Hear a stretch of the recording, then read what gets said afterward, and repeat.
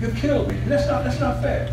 Mr. G is an 85-year-old businessman who says that NJ Transit promised him over $1 million, reneged on that promise, and it's absolutely destroyed and devastated his life. Yeah, they closed his business, right, to change the bus terminal. What was the issue? Mr. G was operating a business at the Atlantic City bus terminal, right, and NJ Transit told him to close that business because they were reconfiguring the space. I met Mr. G at the restaurant he now operates in Paterson, and he showed me an arbitrator's recommendation that NJ Transit pay him over $1.3 million, but a judge refused to recognize that. So now Mr. G is trying to get the NJ Transit board to correct this wrong. It's been over 10 years since this has happened. And when I was at the board meeting, he brought a lot of supporters. They were wearing these orange t-shirts, and they all spoke about Mr. G's character. I count it an honor and a privilege to be here to represent such an outstanding member of our community. This man has actually been stripped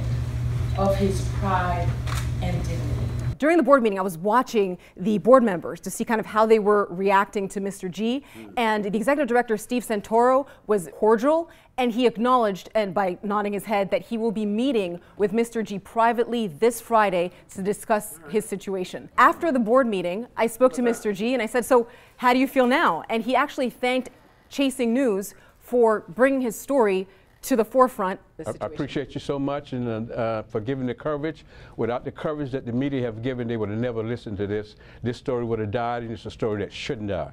This story should be told, and it is being told, and we're going to follow it until we get some kind of satisfaction. So what is he expecting? Is he going in with his lawyer? How is this meeting going to go? There's the potential for litigation, but at this point, there is no litigation. They just want NJ Transit to do what's right. One of the supporters of Mr. G, in light of Martin Luther King Day coming, he mentioned that the arc of the universe is long, but it bends towards justice, and he hopes that NJ Transit board members will just voluntarily do the right thing. Thanks, Sabille.